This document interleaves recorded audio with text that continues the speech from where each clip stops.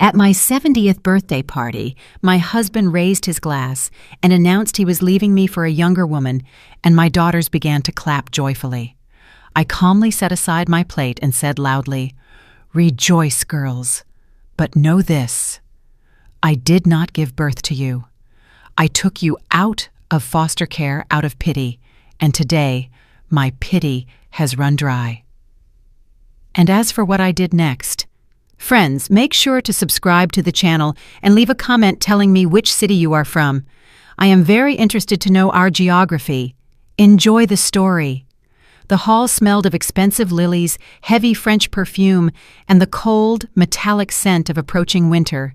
The lamps burned too brightly, reflecting in the mirrors of the rented banquet hall I had paid for a week ago. The light was merciless. It highlighted every wrinkle on the guests' faces, every speck of dust on the velvet drapes, and, most importantly, every fake smile around this table.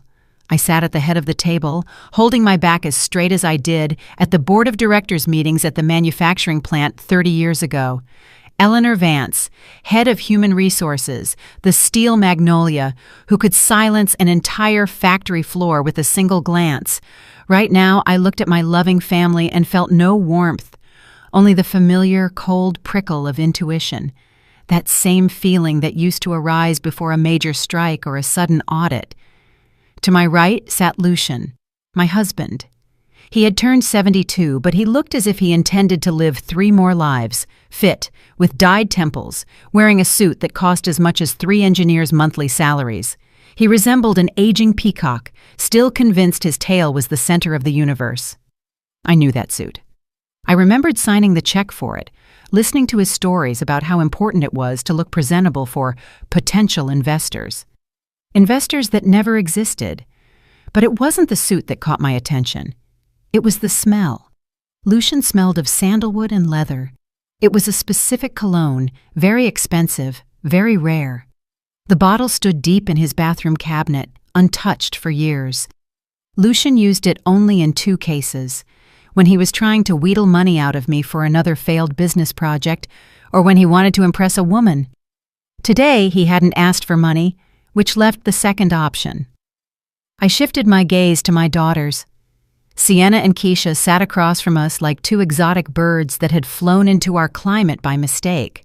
Sienna, the elder one, nervously twisted a diamond bracelet on her wrist. The light played on the facets of the stones. A beautiful piece. I had bought it for her last month when she cried into the phone that all her friends had status symbols, while she felt like a gray mouse. That was my annual consulting bonus. Now, she didn't even look at me. Her gaze darted around the room, periodically meeting Keisha's eyes, then sliding to her father. Keisha, the younger one, was calmer, but arrogance seeped through her composure. She lazily picked at an arugula and shrimp salad from the catering menu with her fork. Right next to it, on a beautiful platter, stood my signature homemade meat pies. I had been baking them since 5 in the morning today, the very same pies they loved so much in childhood, back when we lived in a small apartment and I worked double shifts to pay for tutors. The pies sat untouched. They were cooling, becoming useless monuments to my past. The girls demonstratively ignored the home-cooked food, preferring the faceless catering. It was a small thing. To some, just the whim of adult children. But I, a woman who had managed people for 40 years, knew that the devil is in the details. Refusing food prepared by a mother on her jubilee is not a lack of appetite. It is a manifesto. It is a statement that my efforts are worth nothing anymore. I took a sip of water. It tasted bitter. I remembered the years when Lucian was finding himself. In the 90s, when the factory was shaking, I kept us afloat. I would come home after dark, completely drained, and he would meet me with burning eyes and ideas about reselling vouchers, kiosks, auto repair shops. And every time, I took out the saved money. "It's an investment, Ellie, you don't understand," he would say, and every time the money vanished. And the girls? I gave them everything. The best private schools, universities, condos, cars. I thought I was buying them a future. But looking at them now, I saw that I had only bought their disdain for hard work. They were used to money appearing in the nightstand, and Mom was just a function. an ATM with a hugging feature. Sienna exchanged glances with Lucian again. A smirk flickered on her lips, barely noticeable, quick as a shadow, but I saw it. It wasn't the smile of a daughter proud of her mother. It was the smirk of an accomplice. They knew something. Something I didn't.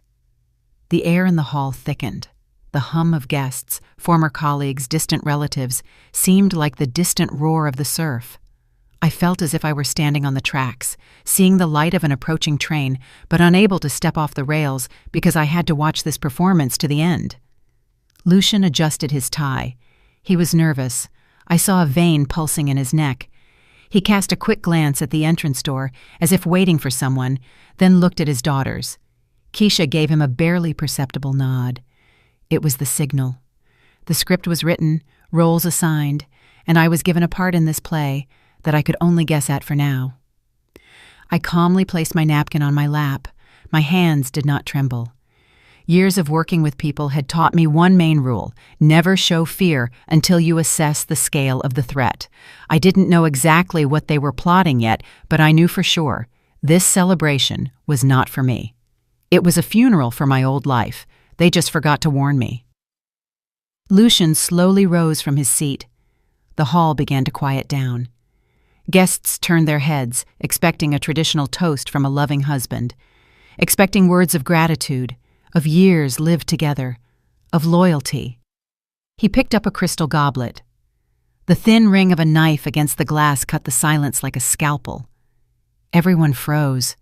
Lucian smiled, but that smile didn't reach his eyes. In them was the cold, triumphant glint of a man who is sure he has finally won the lottery. "Friends," he began, his voice unnaturally loud, theatrical. "We have gathered here to mark an important date. 70 years is a serious milestone. It is a time to take stock and a time to free oneself from excess baggage." I didn't flinch. I looked straight at him, unblinking. Excess baggage. There it is. "I want to raise this glass not to the past," Lucian continued, his gaze sliding over me as if I were empty space, "but to the future, to my future, to real passion, which I have earned. Today, I declare my freedom."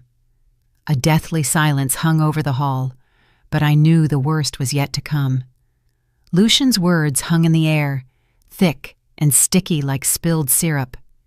He spoke of a woman named Destiny, about how at his age he had earned the right to real, living passion, not a dreary existence waiting for the end. He didn't even look at me. His gaze wandered somewhere above the guests' heads, as if he were reading this text from an invisible teleprompter. The silence in the hall was so deep you could hear the refrigerator humming behind the bar. The guests, my colleagues, our mutual acquaintances, neighbors, sat with their mouths open. Some lowered their eyes to their plates. Others looked at me with horror, expecting hysterics, fainting, a scream. They were waiting for a show, but the show started from the other side. In this dead silence, a sound rang out. A clap, then another, rhythmic, dry, confident. I slowly turned my head. Sienna and Keisha were clapping. They smiled at their father, nodding to him as if supporting a talented child at a recital. "Bravo, Dad!" Sienna shouted brightly. Her diamond bracelet sparkled in the lamplight. "You finally decided to do it!" Keisha turned to me. In her eyes, there was not a drop of sympathy, not a shadow of guilt. Only a cold, calculating glint that I had seen in dishonest suppliers trying to pawn off a defective batch of parts on us. "Mom, don't make that face," she said loudly so everyone could hear. "Let's be honest. You've been strangers for a long time. Dad deserves happiness. He needs a muse, not a warden." "We discussed everything, Mom," Sienna chimed in, sipping champagne. "It's time for you to rest, too. We found an excellent option. A quiet little house in the country downstate. Fresh air, a garden, no worries. It will be calmer for you there, and Dad and I will take over the apartment and the bills so as not to burden you. You're tired. It's time to step into the shadows." Step into the shadows? A little house in the country. They weren't just kicking me out of my own life. They had already divided everything up. While I was choosing this hall, while I was baking meat pies, while I was transferring money to their accounts, they sat and chose a place for my exile. They planned my disposal, just as one writes off obsolete equipment for scrap. Something clicked inside me, quietly, like a camera shutter. Many think that in such moments the world collapses, that the heart tears apart. Nonsense. In such moments, the world becomes crystal clear. Emotions, love, resentment, pity, evaporated instantly, as if burned away by fire. Only a cold, ringing void and an absolute understanding of the situation remained. I looked at them and saw not my daughters. I saw two strangers, greedy women whom I had fed with my life for 40 years, and that contract had just expired. I slowly picked up my plate with the untouched salad and carefully placed it on the table slightly to the side. The porcelain clinked against the glass tabletop. The sound was quiet, but in this tense silence it sounded like a gunshot. Sienna stopped smiling. Keisha froze with her fork near her mouth. Lucian finally deigned to look at me, expecting tears. I didn't stand up. I simply straightened my back even more and looked straight into Sienna's eyes, then Keisha's. My voice was calm, steady, the voice of the HR director whom truants feared. "Rejoice, girls," I said, and my voice easily reached every corner of the hall without a microphone. "Clap louder, but know one thing." I paused, letting them feel the cold radiating from me. "I did not give birth to you." A gasp ran through the hall. Sienna turned pale. The spots of blush on her cheeks became frighteningly bright. "What are you talking about?" she began, but I didn't let her continue. "I took you from the foster care center in Cook County when you were 2 and 3 years old. Your biological mother gave you up because you interfered with her drinking.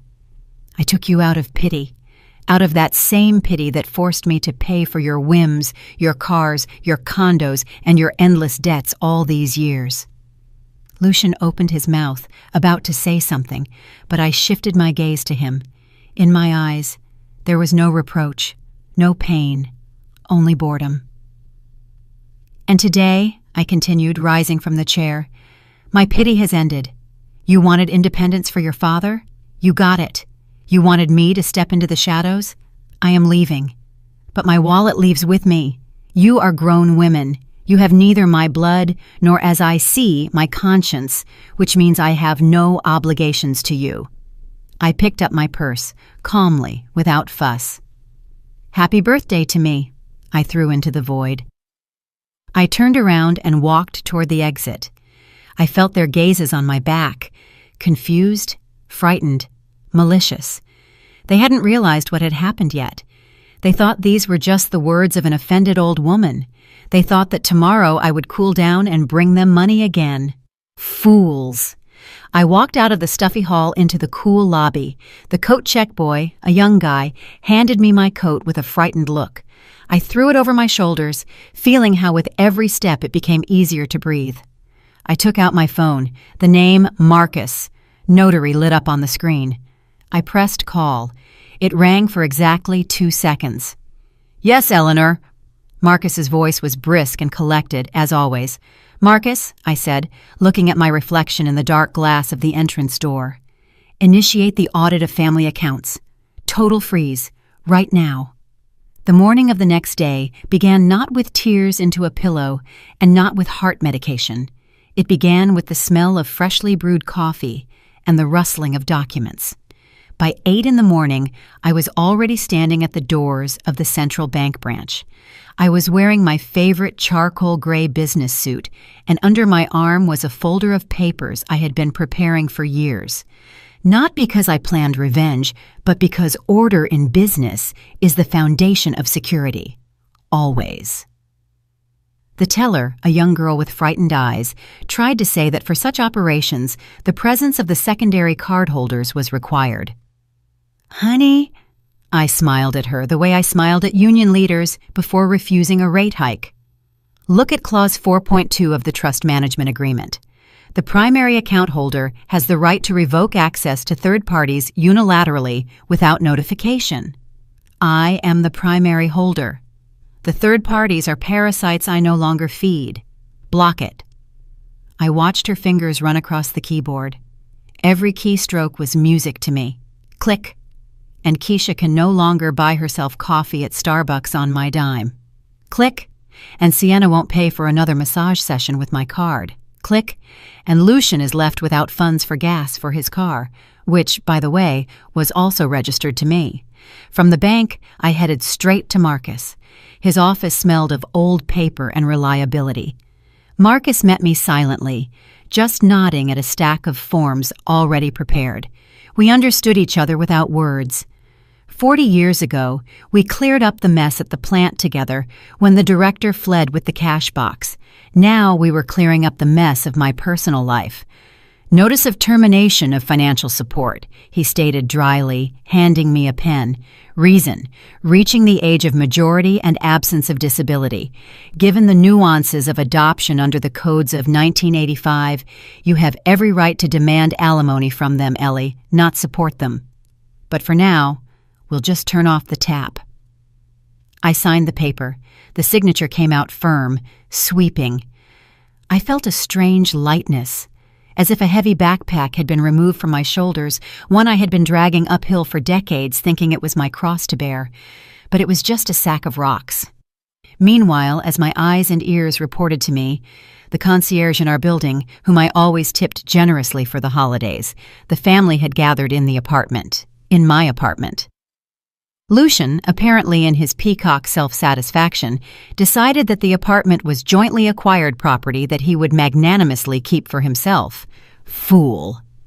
The apartment was corporate housing, privatized personally to me before our marriage, but I didn't kick them out just yet. Let them relax, let them taste victory. They were drinking wine. That very collectible French wine I bought 3 years ago and was saving for a special occasion. Apparently, the departure of a mother and wife is that very occasion. The concierge said she heard laughter and music. They were celebrating. They thought I was sitting somewhere on a bench in the park right now, sobbing and thinking about how to beg for their forgiveness. "Mom is just throwing a fit," Sienna was probably saying, swirling her glass. "She'll get over it and come crawling back. Where will she go? Old people are afraid of being alone." "Yes," Lucian chimed in, sprawled in my armchair. "She'll be lost without me. Who else will change a light bulb for her?" I sat in Marcus's office, drinking strong tea, imagining this picture. Their confidence was their main weakness. They were so used to considering me comfortable furniture that they couldn't even entertain the thought that furniture could fight back. I looked at my watch. 11:45. Time for the first strike. I took out my phone and opened the leasing company app. 2 cars, a white crossover for Sienna, and a sports coupe for Keisha. Both cars leased under my LLC. Payments were automatically deducted from my account on the 1st of every month. Today was the 2nd, but I didn't wait for next month. I pressed the button. Early termination of contract with immediate return of vehicles. The penalty for termination was considerable, but the pleasure I was feeling right now was worth every dollar. "Done," I said to Marcus. "Here it comes," he chuckled, looking at his phone. It took exactly 3 minutes. My phone, which I had prudently put on silent mode, came to life. Sienna's photo lit up the screen, then Keisha's, then Sienna's again. The calls came one after another, a continuous stream. I looked at the flashing screen and calmly finished my tea. They got the notification. "Dear client, the lease agreement has been terminated. Your vehicle's engine has been disabled remotely. Please leave the keys in the car and await the tow truck. Thank you for being with us." I imagined their faces. Sienna was likely getting ready to go to a beauty salon. She sat in the car, pressed the start button, and in response, silence and a cold message on the dashboard. Keisha was probably planning shopping. Now they would have to master public transportation or taxis. Oh yes, the cards are blocked too. I didn't answer. Let them call, let them panic, let them start to realize that the old senile woman didn't just get offended. She started a war, and in this war, they have neither weapons nor ammunition, only empty ambitions and blocked credit cards. I stood up, adjusted my jacket, and nodded to Marcus. This is just the beginning, Mark. I'm going to lunch at that restaurant Lucian dreamed of going to, but was too cheap to pay for. Bon appetit, Eleanor, he winked. You earned it. I walked out onto the street. The autumn sun shone brightly but didn't warm, just like my former family. But I was warm. I was warmed by anticipation. I had only started setting up the pieces, and they had already lost their nights. The door to my office flew open with such a crash as if it had been rammed down. Sienna and Keisha stood on the threshold, breathless, disheveled, their faces twisted with anger. Sienna was still clutching the useless car key in her hand, like a magic amulet that suddenly stopped working. "What do you think you're doing?" she shrieked, not bothering with a greeting. "My car won't start. There's some kind of block. I had to take a taxi here like a beggar." Keisha, whose fury was colder but no less toxic, stepped forward. "Mom, this isn't funny anymore. You're crossing the line. Blocking cards is one thing, but depriving us of transportation is petty. Put everything back the way it was, immediately." I sat at my desk, calmly filing a nail with a diamond-dusted file. Quiet classical music played in the office, smelling of fresh coffee and expensive wood. I didn't even look up. "Good afternoon, girls," I said in an even tone, continuing my task. "Apparently, no one ever taught you to knock. As for the cars, you are independent adult women now, right? Independent, proud, and independent women pay their own bills. Leasing is an expensive pleasure. I decided I have no right to deprive you of the joy of paying for yourselves." "Are you mocking us?" Sienna hissed. "We don't have that kind of money. Do you know how much the maintenance on that bucket costs?" I finally looked up. There was not a drop of warmth in my eyes. "I know. I paid for that bucket for 3 years. Now it's your turn, or—" I paused, enjoying the moment. "You can use public transportation. They say it's very eco-friendly." At that moment, Lucian swaggered into the office. He looked as if he had just won at a casino, although I knew his pockets were empty. Trailing behind him was the scent of that expensive perfume, which now evoked only slight nausea in me. "Well, had enough of playing the Iron Lady, Ellie?" he chuckled, walking over to the visitor's chair and sitting down without an invitation. "The girls told me everything. Kindergarten, honestly. Blocking, canceling. You're just trying to get attention. You're hurt, I understand, but let's not start a circus."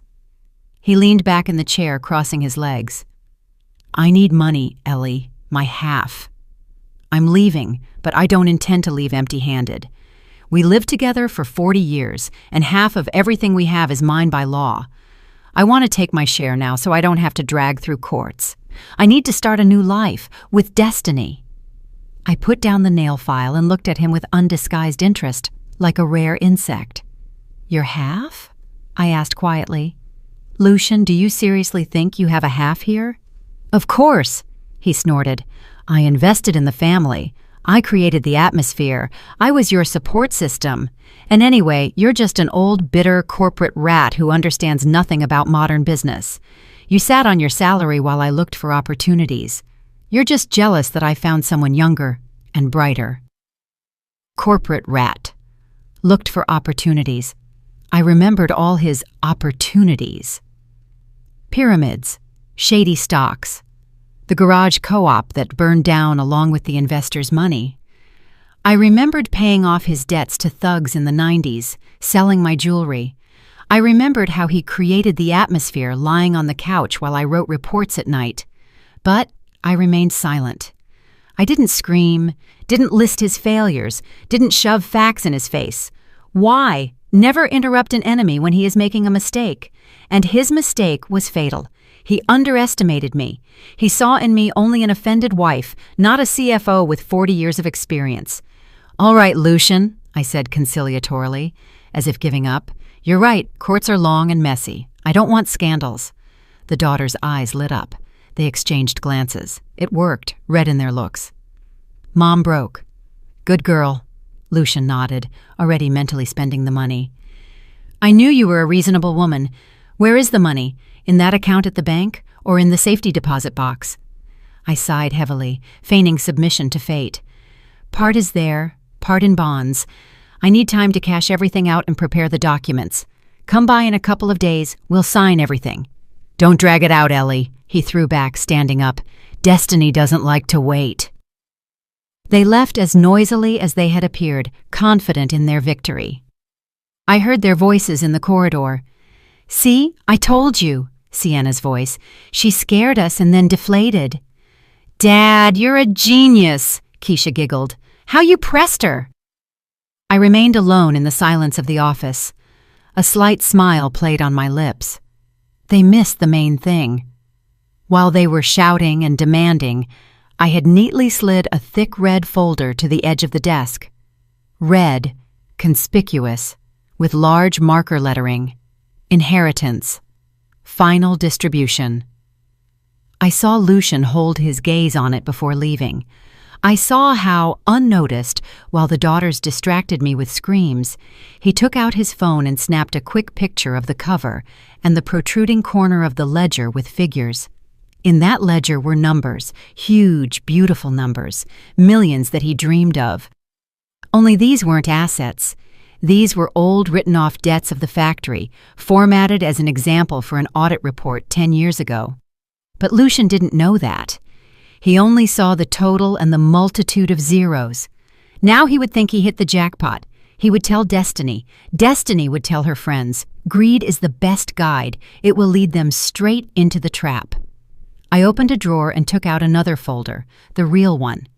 In it lay not millions, but receipts. Dozens, hundreds of checks, IOUs, bank statements. Every penny Lucian stole from me over the years. Every transfer for business development that went to gifts for mistresses. I had been collecting this dossier, not for a divorce. I collected it for my protection, just in case. The case had arrived. "Think you know where the money is, Lou?" I whispered, stroking the spine of the folder. "You have no idea how much you owe me." I dialed Marcus's number. "They took the bait," I said briefly. "Start preparing the Reconciliation Act and find out everything about this Destiny. I want to know her every step, every loan, every ex. By this evening, the dossier must be with me." "Will do, Eleanor," he replied. "The fish is swimming into the net. The fish thinks it's a shark," I chuckled, "but it's just bait." Evening descended on the city like a gray fog, but there was no room for rest in my schedule. The meeting with Viola Gentry, the head of the city records office and my old friend, was set in a small cafe on the outskirts. Viola didn't like prying eyes, and I needed information not shared over the phone. Viola arrived with a thin folder. She looked concerned, which was uncharacteristic for an iron woman who had been registering marriages and deaths for 40 years. "Ellie," she began without preamble, not even touching her tea, "you asked to check this Destiny girl. Officially, she's clean as a baby's tear. But I pulled some old strings at the Records Bureau and Archives, and here's what's strange." She opened the folder. Destiny Crowe, 26 years old, arrived from downstate 6 months ago. Not officially employed anywhere, but she is registered. Do you know where? In the apartment that your daughter Sienna rents as a warehouse for her online store. I froze. The teacup remained in the air. "Sienna?" I repeated, though my brain had already started putting the puzzle together. "Yes, and that's not all." Viola lowered her voice. "I found a witness, a friend of Destiny's who worked as an intern in our archive. She blabbed that Destiny was hired. The spectacle with the accidental meeting of Lucian at the fitness club was choreographed. Your daughters, Eleanor, sought her out purposefully. They needed a predator. Stupid, greedy, but flashy." I slowly placed the cup on the saucer. Inside me, there was no pain. There was a sensation as if I had plunged my hand into ice water. The cold clarified the mind. "Why?" I asked quietly. "Lucian would have left anyway if he wanted to. Why this circus?" "To break you," Viola answered harshly. "They didn't just need a divorce. They needed your nervous breakdown. That intern heard Destiny bragging, 'We'll drive the old hag to a stroke or the loony bin, and we'll get guardianship and access to all accounts. They promised Destiny 20% of your fortune if she forced Lucian to act quickly and brutally." I was silent. I looked out the window where car headlights flashed. This wasn't just a husband leaving. This wasn't just ungrateful children. This was a hunt, a planned, cynical hunt for me. My daughters, whom I pulled out of the dirt, whom I treated, taught, clothed. They didn't just want money. They were ready to drive me to the grave or a madhouse to get that money faster. The quiet house in the country Sienna spoke of. Now I understood. It wasn't a vacation. It was isolation. A place where I was supposed to quietly fade away under the supervision of nurses while they divided my life. I felt something inside me finally turn to stone. The last drops of pity, doubt, maternal sentimentality evaporated. If up to this moment I simply wanted to teach them a lesson, now I understood. I had to destroy them. Not physically, no. I had to destroy their world, their ambitions, their confidence in impunity. I had to leave them naked in the cold, just as I found them 35 years ago. "Thank you, Vi," I said, standing up. "You saved my life." "What are you going to do?" she asked anxiously. "What I do best." I put on my gloves, slowly smoothing out each finger. "Human resource management. I'm going to conduct a staff reduction." I returned home. The apartment met me with silence, but now this silence seemed ominous. I walked into the kitchen. My gaze slid over familiar things: the kettle, the fruit bowl, the spice rack. My eyes caught on a decorative plate on the top shelf. It stood slightly crooked. I always placed it perfectly centered. I pulled up a chair, stood on it, and looked behind the plate. There, taped with double-sided tape, a tiny red light blinked on a black bug. A voice recorder with data transmission. I took it down, turning it in my hands. Cheap, Chinese.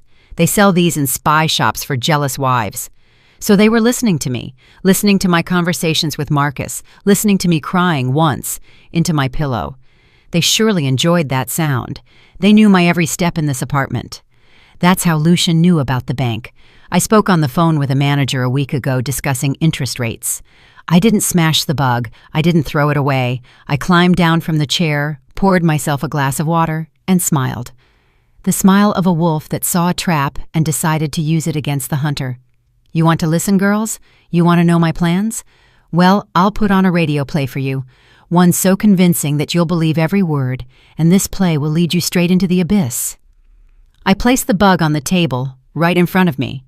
"Marcus," I said loudly and clearly into the empty kitchen, knowing that somewhere Sienna, wearing headphones, would flinch and turn up the volume. "I've been thinking I'm tired of fighting. Maybe they're right? Maybe I really should sign over asset management to them. I feel so bad. My heart is acting up. Tomorrow I'll gather everyone. I want to end this peaceably." I paused. "Prepare the documents for the general power of attorney. I surrender." I turned off the light and went to sleep. I knew they wouldn't sleep tonight. They would be celebrating victory, a victory that would become their end. The next morning, I called Sienna. My voice trembled not from fear, but from acting skills honed by years of negotiations with unions. "Honey," I wheezed into the receiver, "I feel bad. I was probably wrong.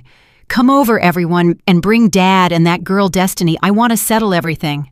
I can't fight anymore." They rushed over in 40 minutes, faster than an ambulance. I sat in the living room wrapped in an old shawl, without makeup, with intentionally disheveled hair. On the table in front of the sofa stood a battery of medicine bottles. The scenery was set perfectly. Sienna flew in first. On her face was written poorly concealed triumph masked as concern. "Mommy." She rushed to me, trying to hug me. She smelled of expensive perfume and hypocrisy. "Why did you drive yourself to this state? We told you, you need rest." Keisha entered next, holding Lucian by the arm, and beside him scurried Destiny. The girl looked as if she had arrived at a gala. Bright makeup, a short dress, a predatory gaze assessing the furnishings of my apartment. "Ellie, why are you staging a drama?" Lucian tried to portray fatherly concern, but his eyes were already scouring the room for documents. "We are family. We will solve everything. Destiny here really wanted to meet you. She is a kind girl. She will help you." I looked at Destiny. The kind girl who planned to commit me to an asylum for 20%.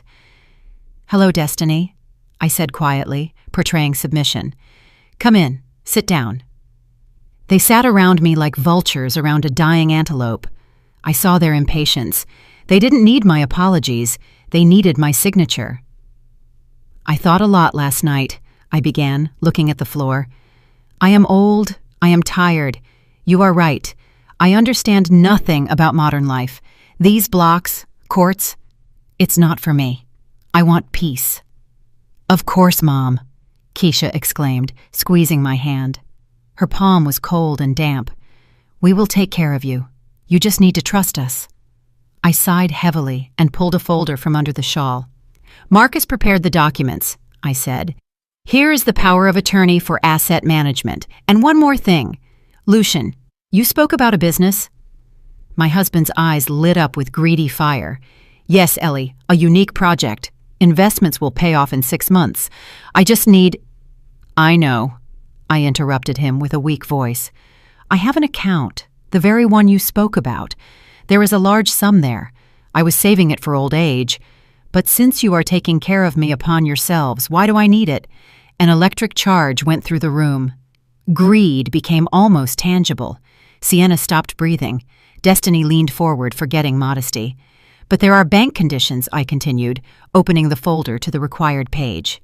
"To unlock this account and transfer funds to your project, the signatures of all participants are needed as guarantors. It's a formality. The bank wants to see that the family is united." I placed the document before them, Agreement on Consolidated Responsibility and Asset Transfer. The title sounded solid and confusing. The text was printed in small font with many legal terms, but the essence was simple. I knew they wouldn't read it.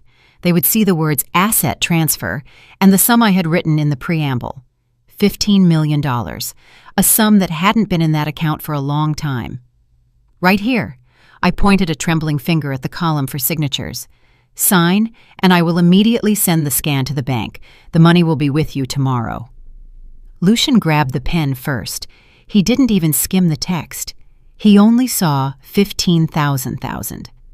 "Of course, Ellie, this is right. Money must work." He signed with a flourish. Sienna snatched the pen from her father. "Mom, you finally acted wisely," she said, putting down her squiggle. Keisha signed next. "And me? Do I need to as well?" Destiny asked, looking uncertainly at Lucian. "Of course, child." I smiled at her with the most pitiful smile I was capable of. "You are part of the family now. You will help Lucian in business. Your signature will show the bank the seriousness of intentions." Destiny beamed. Being part of the family for her meant being part of the money. She signed without even flinching. I took the folder back, clutching it to my chest like the greatest jewel. "Well, that's it," I exhaled, leaning back on the pillow. "Now I am calm." "We'll be going, Mom." Sienna jumped up immediately. "We need to prepare everything for the transfer. We'll call you." "Yes, Ellie, rest," Lucian threw out, already heading for the door. "We will handle everything ourselves." They left, elated. They were already dividing the skin of a bear that wasn't dead. As soon as the door clicked shut, I threw off the shawl and stood up. My back straightened again, and the senile frailty vanished without a trace. I walked to the window and watched them get into a taxi, gesturing excitedly.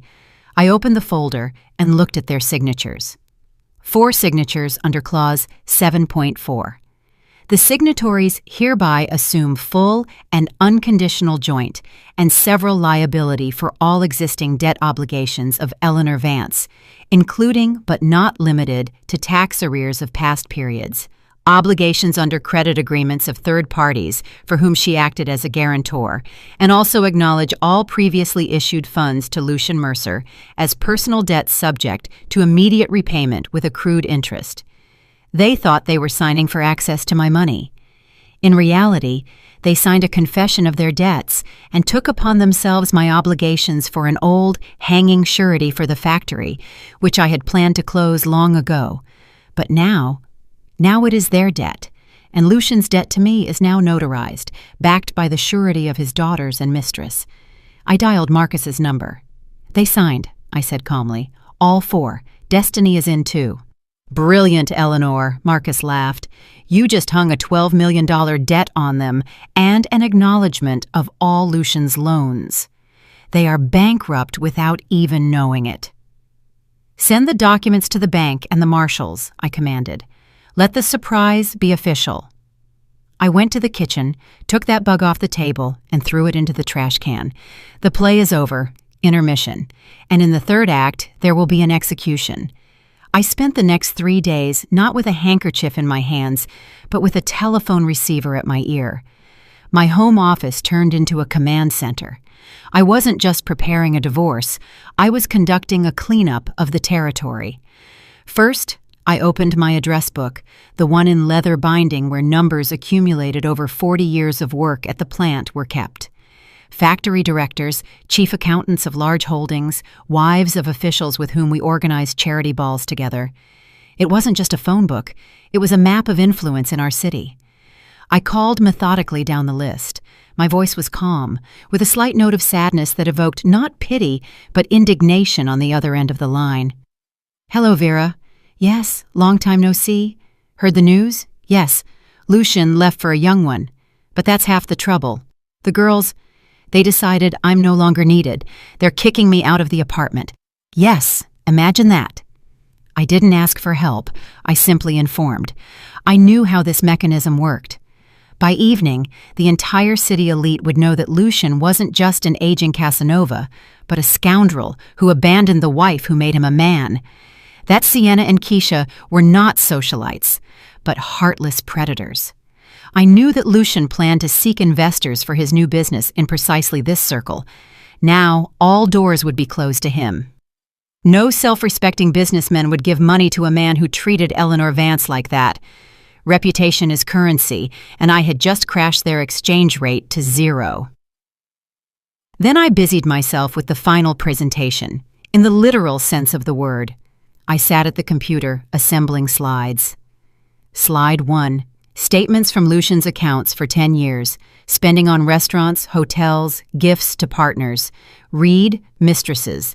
Slide 2. Correspondence between Sienna, Keisha, and Destiny. Screenshots that Viola kindly provided me, using her connections in cellular companies. Let's squeeze the old hag dry. 20% is yours. She'll croak soon. Slide 3. The document they signed yesterday. Close-up of the clause on debts. I printed this in color in several copies. These weren't just papers. They were tickets to their execution. Marcus called on Thursday evening. "Everything is ready, Eleanor. The bank accepted the documents. The enforcement proceedings on the factory debts, which hung on you as a guarantor, have now been officially transferred to the new joint debtors, to Lucian, Sienna, Keisha, and Ms. Croy. The debt amount with penalties is $12,700,000, plus your personal lawsuits against Lucian." "Excellent," I replied, looking at the sunset. "When will they find out?" "Notifications have already been sent, but the mail is slow. But the account freeze under the writ of execution will work tomorrow morning, just in time for their party." Their party. I knew what they were planning. A victory party at the trendy club, The Onyx. They intended to announce Lucian and Destiny's engagement and simultaneously celebrate receiving my millions. They thought I was sitting at home, packing suitcases for the country. They didn't even suspect that I would also come, and that I would be the guest of honor. On Friday morning, I felt the air around them beginning to thicken. They didn't understand what was happening yet, but they already felt something was wrong. Sienna called me at lunch. Her voice was nervous. "Mom, did you send the documents to the bank?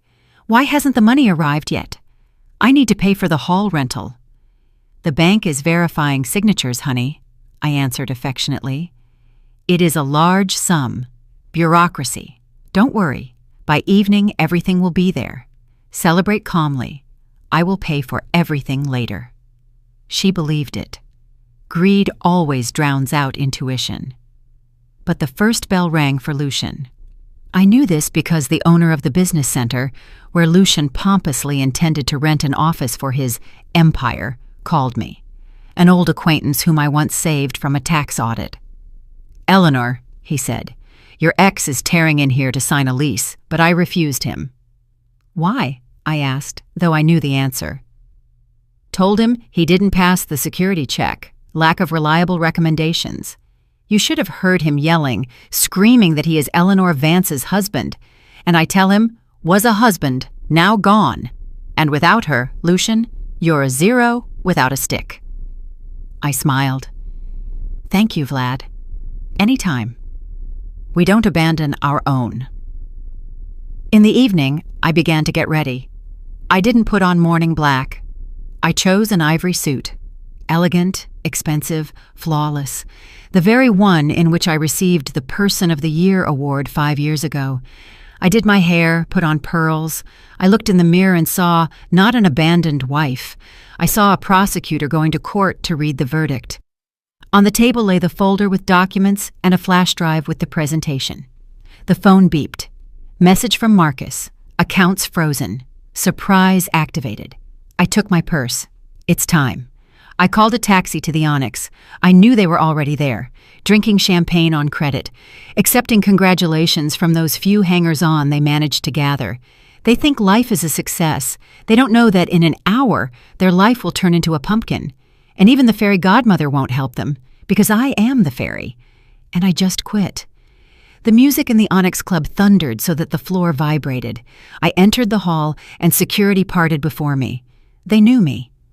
I organized corporate events for the plant here for 10 years straight. The hall was full. Lucian hadn't skimped. He ordered the VIP zone on the balcony overlooking the dance floor. I walked up the stairs unhurriedly, with the dignity of a queen walking to the scaffold to pardon herself and execute the executioner. They sat at a large round table. Lucian, Sienna, Keisha, Destiny, and a dozen more friends, random people attracted by the smell of easy money. On the table stood buckets of champagne, oysters, black caviar, a feast during the plague. Lucian stood with a glass, making another toast. To a new life, to freedom, to the fact that we finally got what we deserve. "And you got it," I said loudly. My voice, amplified by the hall's acoustics, cut through the music. The DJ, seeing me, instinctively lowered the volume. Silence covered the balcony like a wave. Lucian choked. Sienna dropped her fork. All heads turned to me. I stood in the aisle in my ivory suit, shining with cold light. I didn't look like a victim. I looked like retribution. "Ellie!" Lucian stammered. His face went red with spots. What are you doing here? We didn't invite—" "I came to congratulate you." I walked to the table, and the guests instinctively moved away, freeing up space for me. "You are celebrating receiving the money, right? The money from the secret account?" Destiny's eyes glinted greedily. "Yes, and you won't be able to stop us. We signed everything. The money is ours." "Oh, undoubtedly you signed." I took copies of the documents from the folder and threw them onto the table right on top of the oysters. "But you seem to have forgotten the golden rule of business, Lucian. Always. Read the fine print." Lucian grabbed the paper. His hands were shaking. "What is this?" he wheezed. "Where is the money?" "There is no money," I answered with a smile. "But there are debts, huge factory debts that hung on me as a guarantor, and which you, yesterday, in a fit of greed, voluntarily took upon yourselves, jointly, all four of you, $12 million, plus interest." A silence hung in the hall, heavy as a gravestone. "You're lying!" Sienna shrieked. "You couldn't!" "Could and did. And by the way, Lucian," I turned to my husband, who began to slowly sink into a chair. "That inheritance folder you so successfully photographed, that was a statement of written-off losses for the year 2005. You stole information about a donut hole." Lucian's face turned ashen gray, but Destiny reacted faster. She snatched the document from his hands, ran her eyes over the lines, and paled under her layer of foundation. You are bankrupt?" she hissed, looking at Lucian. "You're a beggar? You said you had millions. You said the old hag will give everything." "Destiny! Baby, wait!" Lucian muttered. "Don't call me baby, you old goat!" She screamed so loud that people on the lower floor turned around. "I spent 3 months on you. I took loans for clothes to seduce you. And you hung a debt on me?" I watched this with the cold interest of a scientist. "Speaking of loans," I intervened, "Destiny Croy. Or better to say, Destiny Wolf, or Peters. You have a rich biography, honey. 3 marriages, 3 husband bankruptcies. My security service works better than your conscience." Guests began to whisper. Someone was already quietly retreating toward the exit. Sienna and Keisha, realizing the money had sailed away, decided to go on the attack. "How dare you!" Keisha shouted, jumping up. "You monster! You always hated us! You set this up on purpose? People look at her! She's crazy! She wants to destroy us!" She tried to pull the audience to her side. Stupid mistake. I took out my phone and connected it to the audio system via Bluetooth, which the familiar sound engineer helpfully opened for me.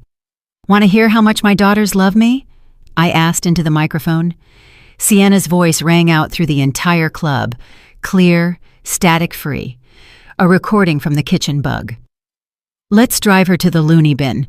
I have a doctor friend. He'll paper up dementia. We'll dump her in a state home somewhere downstate. It's cheap there and we'll sell the condo.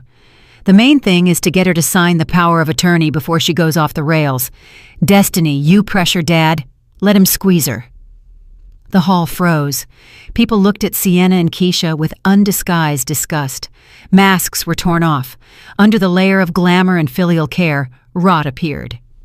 Sienna covered her face with her hands. Keisha sank into a chair, staring at one point.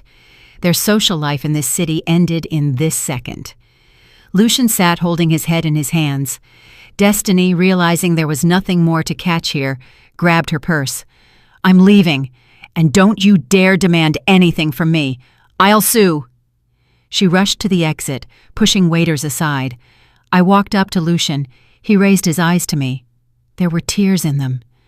"Ellie," he whispered, "forgive me. I'm a fool. I didn't read. I'll fix everything. Will annul."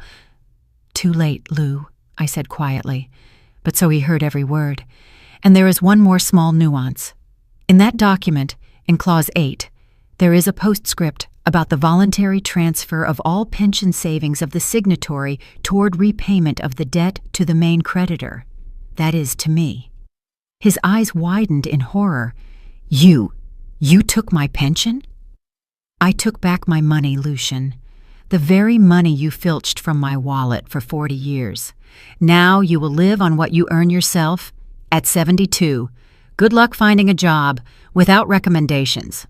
I straightened up, adjusted my blazer. "The bill for this banquet, by the way, will be brought to you.